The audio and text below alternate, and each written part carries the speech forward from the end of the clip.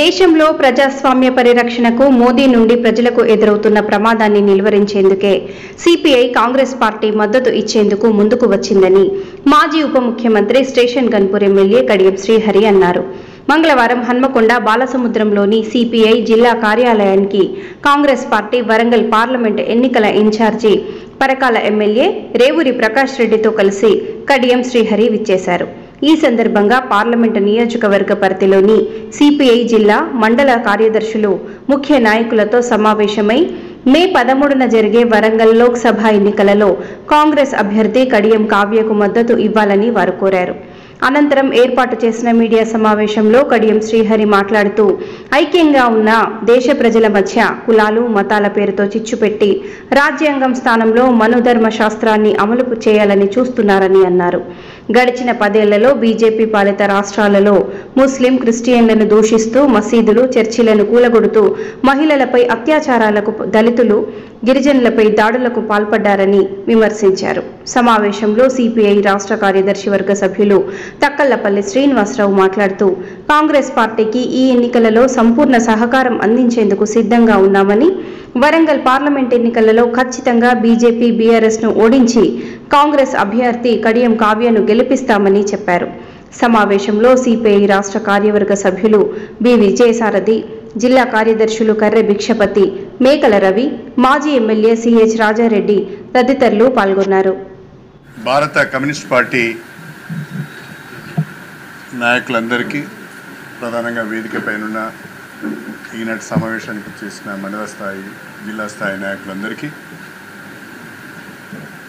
Warangal parliament నియోజకవర్గ Congress party ఎన్నికల incharge Revuri Prakash Reddy గారికి, మీడియా మిత్రులందరికీ పేరు పేరున నా హృదయపూర్వకమైన నమస్కారాలు. భారతదేశ ప్రజాస్వామ్య వ్యవస్థ గొప్ప ప్రమాదాన్ని ఎదుర్కొంటున్నారు.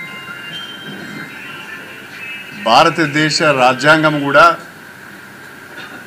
ప్రమాదాన్ని ఎదుర్కోబోతున్నారు. గత 10 సంవత్సరాల భారతీయ జనతా పార్టీ ప్రభుత్వం, నరేంద్ర మోడీ గారి ప్రభుత్వం ప్రజాస్వామ్య వ్యవస్థలను, రాజ్యాంగ వ్యవస్థలన్నింటినీ కూడా గుప్పిట్లో పెట్టుకొని ప్రతిపక్ష పార్టీలను లేకుండా, ప్రతిపక్ష పార్టీలకు చెందిన ప్రభుత్వాలు లేకుండా నిరంకుశంగా వ్యవహరిస్తూ ప్రభుత్వాలను కూలగొడుతూ ప్రతిపక్షాలను లొంగదీసుకుంటూ భారతదేశ ప్రజాస్వామ్యాన్ని అపసహ్యం చేస్తున్నారు. ప్రజల తీర్పును అవమానిస్తున్నారు. దీన్ని ప్రజాస్వామ్యవాదులందరూ తీవ్రంగా ఖండించవలసిన అవసరం ఉన్నది. ఒకవైపు ప్రజాస్వామ్య వ్యవస్థను ధ్వంసం చేస్తూ, భ్రష్టు పట్టిస్తూ, మరొక వైపు సామాజిక వ్యవస్థను కూడా చిన్నాభిన్నం చేస్తున్నారు. కులాల మధ్యన, మతాల మధ్యన విద్వేషాలను రెచ్చగొట్టి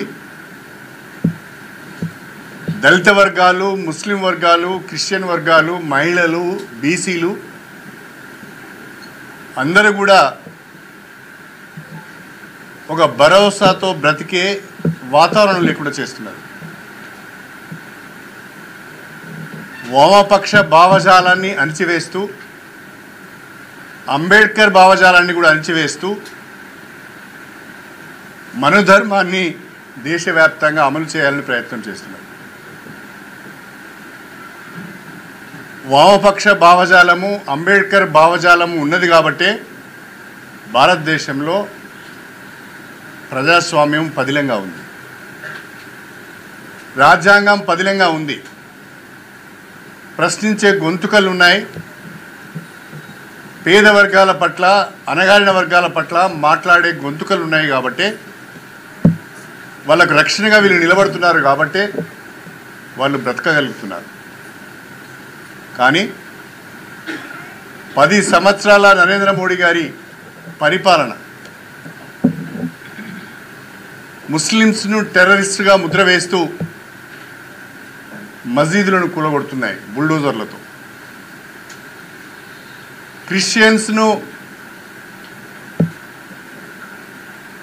ఆ మత ప్రచారకులను అనేక రకాలుగా ఇబ్బందులు పెడుతూ హత్యలు చేస్తూ చర్చిలపైన దాడులు చేస్తూ భయానక వాతావరణం సృష్టిస్తున్నాయి. దేశంలో మునుపెన్నడూ లేని విధంగా ఇవాళ దళితులపైన దాడులు జరుగుతున్నాయి, దళిత మహిళలపైన అత్యాచారాలు జరుగుతున్నాయి, మానభంగాలు జరుగుతున్నాయి. పోలీస్ స్టేషన్లో రిపోర్టు కానీ కేసులు ఎన్నో ఉన్నాయి. కులగణన చేసి బీసీలకు ప్రాతినిధ్యం ఇవ్వడానికి బీజేపీకి ముందుకు రావడం లేదు, బీసీలను అణచివేస్తున్నారు. మహిళలపైన అత్యాచారాలు పెరిగినాయి అని చెప్పి కేంద్ర ప్రభుత్వ నివేదికలే చెప్తున్నాయి. ఒక్క మాటలో చెప్పాలంటే బీజేపీ ప్రభుత్వము, నరేంద్ర మోడీ ప్రభుత్వము దళిత వ్యతిరేక, ముస్లిం క్రిస్టియన్ వ్యతిరేక, మహిళా వ్యతిరేక, బీసీ వ్యతిరేక లక్షణాలను పొనికిపుచ్చుకొని ఈ వ్యవస్థను, ఈ సామాజిక వ్యవస్థను నాశనం చేసే ప్రయత్నం చేస్తుంది. ఏదో మా అమ్మాయి ఉన్నది, కాంగ్రెస్ పార్టీ నుంచి పోటీ చేస్తున్నది, ఓటేయమని అడగడం కంటే బీజేపీ యొక్క తీవ్రమైన ధోరణులు, బీజేపీ ద్వారా ఈ దేశానికి పొంచి ఉన్న ప్రమాదాన్ని గుర్తించి ముందుకు వచ్చి కాంగ్రెస్ పార్టీకి మద్దతు తెలపాలని చెప్పి కోరినందుకు వారు హృదయపూర్వకంగా ముందుకు వచ్చి మే 13న జరిగే వరంగల్ లోక్సభ ఎన్నికలలో కాంగ్రెస్ పార్టీ బలపరిచిన కాంగ్రెస్ పార్టీ అభ్యర్థి డాక్టర్ కడియం కావ్య గారి చేతి గుర్తుకు ఓటేసి గెలిపించాలని చెప్పి వారికి మరొకసారి విజ్ఞప్తి చేసుకుంటూ, వామపక్షాలపైన నాకు పూర్తి నమ్మకం ఉన్నది, పూర్తి విశ్వాసం ఉన్నది. ఒక్కసారి మాట ఇచ్చారంటే ఆ మాట తూచా తప్పకుండా పాటిస్తారు. రాష్ట్ర స్థాయిలో ఒక నాయకుడు మాట్లాడిన మాట గ్రామ స్థాయిలో కూడా కార్యకర్త కూడా అదే మాట మాట్లాడే ఒక చక్కటి క్రమశిక్షణ కలిగిన పార్టీ. ఆ పార్టీకి ఎల్లప్పుడూ మేము సహకారాన్ని అందజేస్తాం, ఎల్లప్పుడూ మేము తోడుగా ఉంటాం, ఎల్లప్పుడూ మిత్రులుగా ఉంటామని చెప్పి ఈ సందర్భంగా తెలియజేసుకుంటూ, మరి కాంగ్రెస్ పార్టీకి మద్దతు తెలపడానికి ముందుకు వచ్చినందుకు మరొకసారి హృదయపూర్వకమైన అభినందనలు తెలియజేసుకుంటూ సెలవు తీసుకుంటాం.